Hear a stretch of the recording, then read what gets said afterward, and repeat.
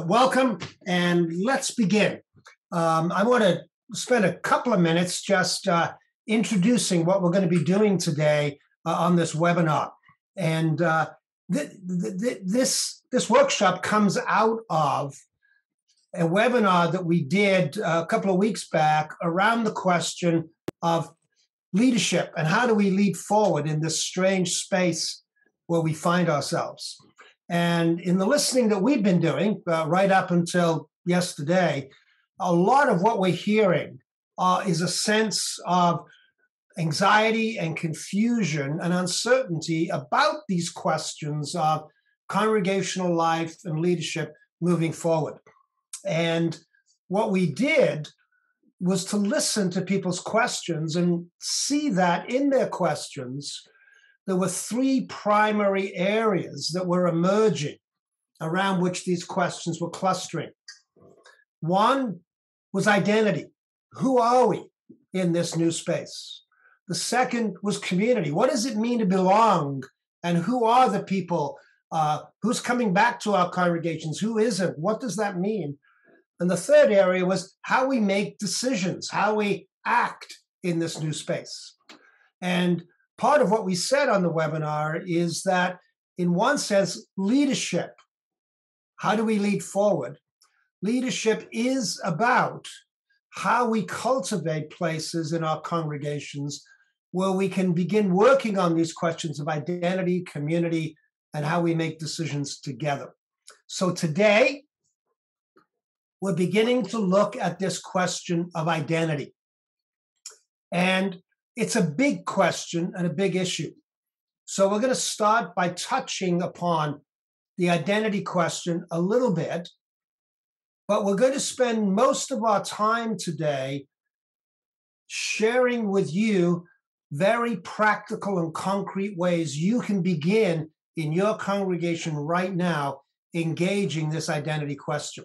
That's going to be where our main time is going to be spent.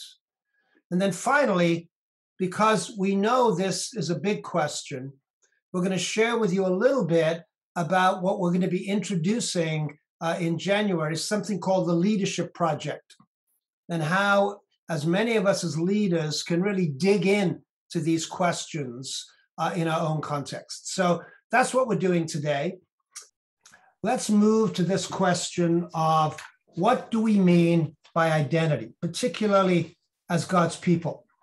And you should have received yesterday the link to a brief article on the TMN website called Gospel and Identity, in which, in a very brief way, we began to outline some of the things that are involved in this identity. Now, you and I know that we live in a whole culture seeped in the question of identity.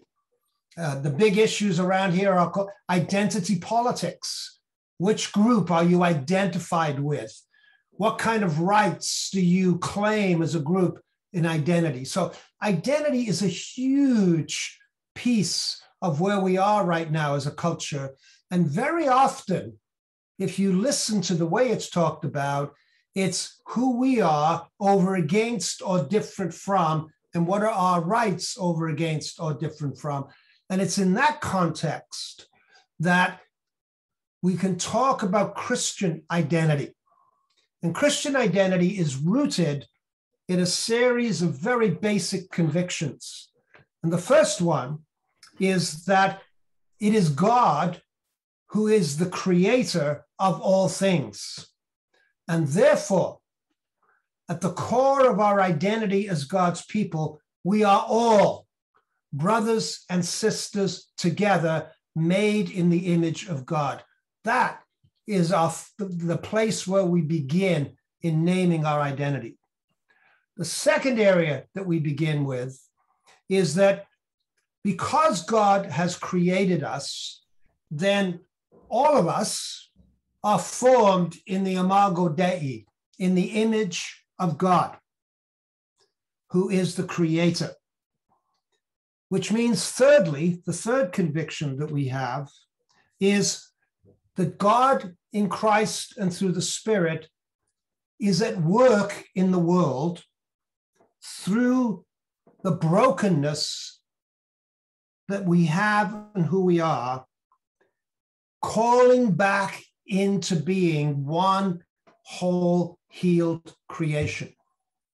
And this really gets picked up most clearly in Ephesians chapter 1, where it says that the secret of the whole universe has been revealed, that from the beginning of time, God has been at work in Christ, bringing back together the whole of creation. And so our conviction is that the understanding of Christian identity begins and is rooted in the one who created us in the imago and the one who is healing and redeeming and bringing all things back together, which is an identity that's quite different than over against and different from. So that's the place where we begin, this conviction of who we are in Christ. The second thing comes from the fact that we encounter this God and our identity is discerned and shaped in the other. It is in our calling and our relationship with the other that our identity is formed. Or another way of putting it is that our identity as God's people or as individual Christians is not formed primarily in our own personal inner life, and it's not formed primarily only in the gathering of Christians together talking about who they are, but it's this: to the extent that we are discovering how to be with and how to embrace the other, to that extent, we are discovering and our identities as God's people are being formed. Because we are created, all of us are created in such a way that the only way we can see the face of God is in the face of the other, those who are not us. And it is only as we see the face of God that we are awakened to ourselves. Now, let me say that again. It is only in the face of the other that we see God. And it is only when we see the face of God do we begin to see ourselves, our own identity. So Christian identity is rooted in this understanding of who we are in relationship to the other. Which gets to the question of hope, which is one of the questions I hear all the time. Where do we find our hope? Where do we discover it? And I think today, many of us as God's people are having a hard time finding the hope and the energy that we believe is there because we, at this moment, are fixated and are focused on ourselves, getting our congregations to work, getting ourselves to understand where we are. But our identities are not going to be formed by trying to fix who we are, trying to manage who we are as congregations. Our identities start to get formed when we, as God's people, God's particular people, are invited to join with the other and in the other to see the face of God. Now, that's not the only place where identity is formed. It's formed in our liturgies, in the way when we come together, we confess who God is. When we gather around the table and take the Eucharist, it's this interrelationship of the life we form liturgically and the life we form with the other that as Christians, we begin to discover identity. What's going to happen is that you are going to receive, after this workshop, a resource, and it's going to give you details around starting points that you can begin with your congregation. And what I'm going to do right now is identify and talk about briefly 2 of those starting points. And those 2 starting points are going to be in what we call a congregational way, a way of listening and assessing where your congregation is. And then the second one is going to build on dwelling. But let me start with the first, which is what we call a congregational life assessment. Now, it's a tool for starting conversation. And that's really a critical first step in getting at this question of who are we? What is our identity as a people? And what this tool does is not try to teach or preach and say, this is what your identity ought to be. It says, let's talk about how we as a congregation are seeing and understanding our own identity right now. And so what this resource does is give you a way of inviting your people to see where they are spending their energies. Because where you put your energy is a good indicator of how you understand yourself, what you think to be important, your identity. And so the tool then gives you a way of getting a picture through a series of simple questions. You will get a feedback response of yourself or your leadership team or your congregation that plots on a matrix where their energy, where their primary energy is located. And the purpose of that is then to invite reflection, reflect conversation. What are we seeing here? Where are we spending our energy? What is this saying about who we are? So that's the first resource that we want to share with you and will be sent to you after this, this workshop that you can begin to use right where your people are. And again, let me emphasize, our whole conviction is that to go on this kind of journey, we begin where people are, not where we want them to be. We begin by inviting conversation, not by telling. We begin by listening to one another, and in the midst of that listening, beginning to discern. And then there's the second resource. And the second resource is one that many of you are going to be very, very familiar with. And that is dwelling in the Word. And you've probably used it many, many times. And again, what we have and what we will send to you is a whole resource on what is dwelling in the Word, how does it work, the text itself, how to use the text, and how you as leaders can turn up at that.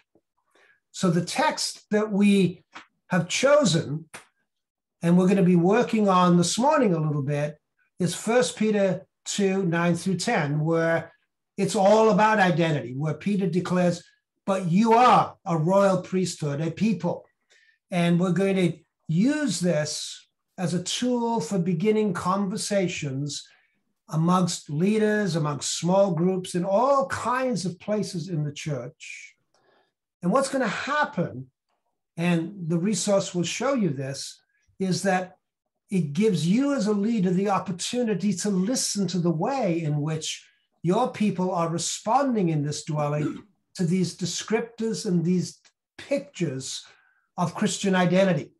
And as you listen, rather than teach, it's going to give you a sense of, what are people saying about this?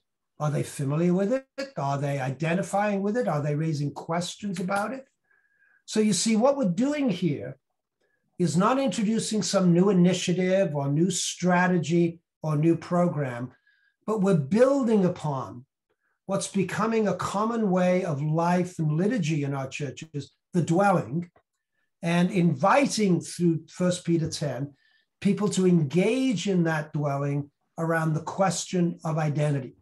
And it will give you, as the resource will show, tools for doing this together as God's people. So that's what we're introducing, very concrete resources that you can use. We want to end by just pointing out an initiative that we are beginning in January called the Leadership Project. And what we've discovered is that in our working with and conversations with all kinds of leaders, that you can't get at these issues that are coming before us in 5 minutes, not even in an hour's workshop. It requires a journey together. And so what we are introducing in January is the Leadership Project. And you are going to get and have available ways of getting information on that. It's at the Missional Network site, and that will be in the chat, and it will also be seen on the screen. But what we're doing here is, how do we actually learn to create space that allows us to discover ways of engaging our people in these issues?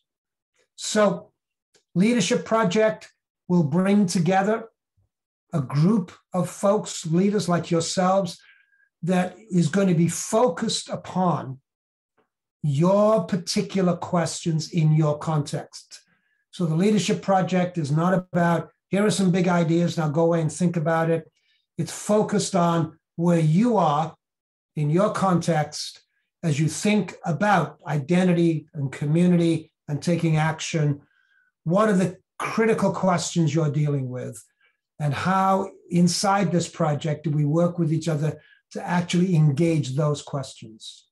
And go to the link that's there and signify your interest. It's not committing you to anything. It's just saying to us, here are some folk who are interested. And what we will be doing as we get into October and early November is beginning to form up those who are going to be involved in the Leadership Project. And our next event is around the question of community. So thank you, everybody. Really appreciate your being with us. And until the next time, God be with you. Thank you so much.